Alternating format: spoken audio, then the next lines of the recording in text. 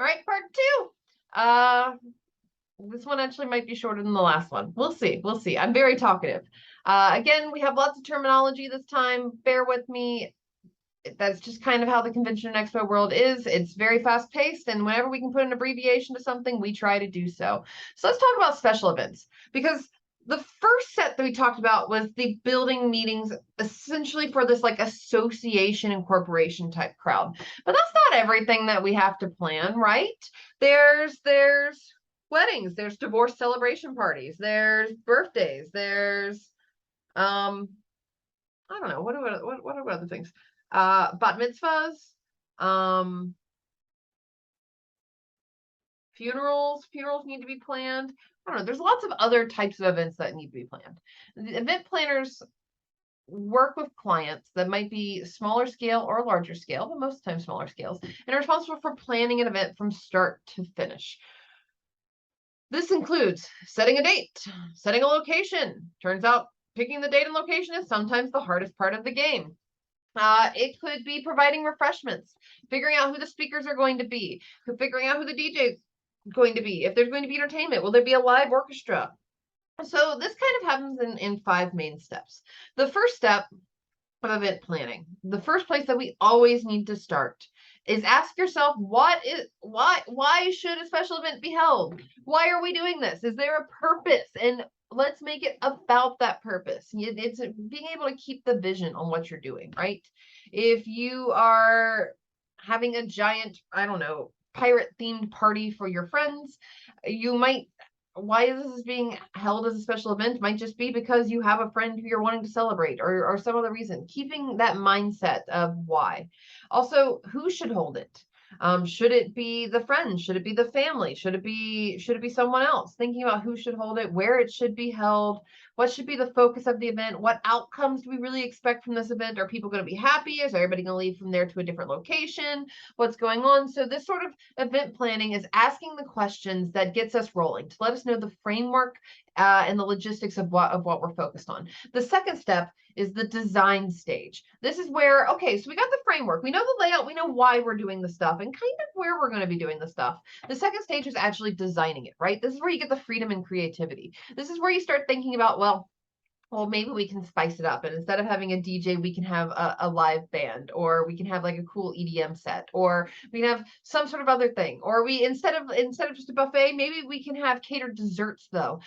Thinking about this sort of like implementation of new ideas while supporting the objective of the special event, this is the fun part. I really like this sort of design part. Now, third step is planning. So design is kind of our dream thing, right? It's like when you're going to sew, I don't know, a dress. I sew a lot. Well, the first step is thinking like, why would I sew this? Do I need a dress? Yeah, sure. Okay, cool. The second step is sort of designing it. I sit there and I sort of like sketch out what I would like for it to look like on a piece of paper. But that is not always reasonable, because then we get to the third step where I look at a budget and then realize, oh yeah, I teach for a living, and then say, I don't know, we can't do all these fancy things. So let's kind of pare this down. Let's sort of think about like contracting out services, or seeing if someone else can make the belt, or seeing if someone else can make whatever. And then the fourth step is sort of like coordinating all the things together, the skills, getting all the people involved. And the fifth is just saying, looking at the dress and saying, is this good? Did I do it right? Event planning, same thing. So we got the first step, the second step, the third step is the planning. So the design is, we have the framework of what we would like. But we need to determine the budget for the event. We need to think about how much we're going to contract out, or how much we're going to do in-house. Are we going to make our own party favors, or are we going to like have party favors bought, right? Are we arranging activities? Are we arranging transportation, or do people have to provide their own transportation? This sort of like planning piece is where we start actually thinking about the nuances of where the money is actually spent and getting people set up. The fourth step is coordination, right? Because now that we know who all needs to do what, we need to coordinate that together. We need to make decisions. We need to communicate well in between the photographer and the planner and the food and beverage person. And we need to be able to have this sort of communication and relate to the human resource aspect of the event. Who's on the ground working there, and are they in the right place, and are they doing it correctly? Fifth, everything's done. Everything's running, and you evaluate if it went well. And if it did not go well, that's okay. That happens to many different events. How can you make it better next time? So there might be some problems and solutions for this, right? There's 4 primary challenges for any event planner. One is time. No matter how much time you think you have. You think you have enough time to plan an event? You don't. You don't. Um, Time is always a challenge across the board because every little thing that you think you're going to do will end up taking twice as long. So time can be a real factor, especially when it's an event that is being held on short notice, such as a funeral, right? Then we have to think about finances. So thinking about how are people going to finance this? Or do they have the money available? Is it something that needs to be taken out from a trust? We would love to have unlimited money for every single party, but it turns out that that doesn't exist. So we need to work within a budget. How do we stay within that budget without going over and costing our client additional money?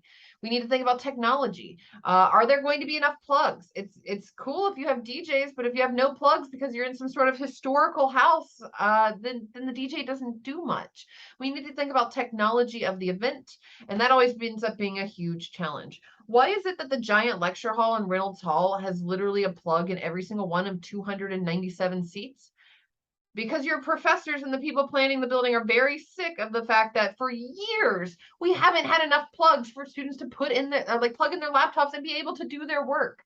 So technology is actually a huge holdup. And I would actually say a subset of that technology is just electricity. That has been a huge problem. And then human resources, being able to hire enough people for an event that do all the very specific things that you want, that also have the quality that you want. So like getting the photographer that you love, and getting the food and place that you want to cater, and getting the perfect venue, having all of these things line up and be available in the same weekend is almost impossible every single time. So like the human resource element of who's there, who's not there, what do we need to replace, what do we need to do, is a really big challenge when planning events, because it turns out you can't get every single one of your dreams immediately. And that's one of the harsh realities that we also have to think of as event planners. Oh, come on. I don't know why it's just giving me prompts today. So let's think about some of the required skills of an event manager. And yes, this does go on for 3 pages. Do not get on me, but it's fine. So let's say you want to be an event manager. You've decided you want to go plan weddings, or you want to go plan dream vacations, or you want to go plan, I don't know, Super Bowl after parties. Like that's cool, but you're going to need some skills to do that. First is a leadership skill. An event manager can't be the person sitting in the background. They have to be the person who says, okay, here's our goal, and when this is our direct team of employees, and this is how we're going to get stuff done, and this is the goal that we're sticking to. They have leadership abilities, and leadership abilities does not mean the ability to boss people around. Leadership abilities mean the ability to inspire others and respect them and work together to follow a goal, and to work along with the people who are trying to make this day special. The ability to communicate with other departments.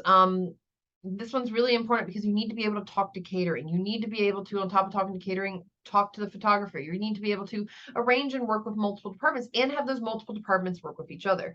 Communication can take many forms. It can be speaking to them orally, but it can also be written and electronic.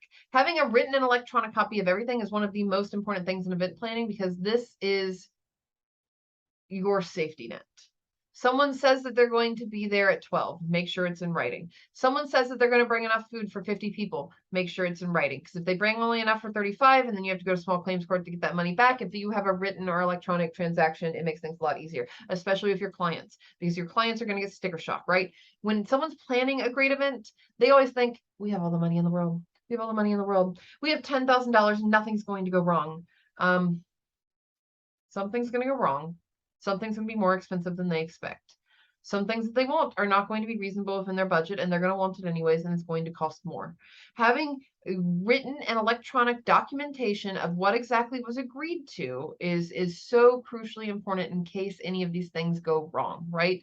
It's an essential tool for record keeping and providing information, especially if you need it to be mass distributed. Let's say that you have a schedule for the events of the day, and you have it on I don't know, even like a Google Excel sheet.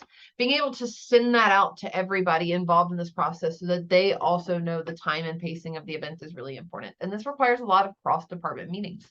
Event planners also need to delegate. This is one that I struggle with as an event planner. This is probably the one I struggle with the most as an event planner because I want to do everything. I want to make the most beautiful party favors, and I want to figure out the menus, and I want to make sure that everything's going to go right because I have a problem trusting other people to do it.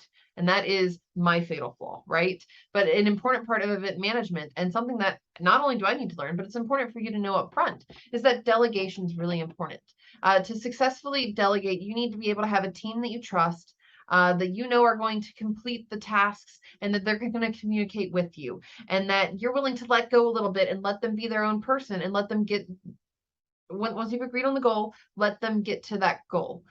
Trusting your, I don't know, assistant to be able to pick the menu that works best for this event, or being able to trust the DJ to pick the best playlist for the entrance, or being able to do these different sort of delegation tasks, because we unfortunately can't do everything. And when you try to do everything, that's when your event starts to fall apart, or you just get really stressed to the point you can't enjoy your event. There's also project management. So being able to understand the different moving pieces of a project and keeping it on time and within budget, hopefully.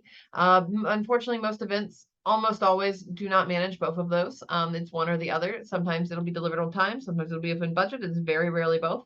But being able to keep the project in mind with the limitations that you have on time and budget is crucially important. We also need to think about things such as negotiation skills, going to a hotel and saying, our people aren't paying $400 a night, we are bringing in 280 people, so we want them to pay $299 a night, and because of this, and if we're willing to pay this rate, we're going to need you to also give us this area of the hotel for a reception for a discounted price. Being able to have this sort of negotiation skills and dealing with facility and event sites, that's the difference between you getting a reasonable priced event and one that's going to break your bank. Coordinating skills, you need budgeting skills, being able to look at the budget and know that you need to factor in tip. You need to think that there's going to be a last minute change, or that you need to sort of budget for 2 or 3 extra plates because someone is going to bring their date to a wedding, even though that is so chuggy and irresponsible because these are prepaid for plates where people had to reserve in. Everybody's going to do it. Everybody's going to do it. Being able to budget and know for that these sorts of things might happen, really important. The ability to multitask, having enthusiasm, having social skills, having the ability to form contacts. These are so crucial for being an event manager.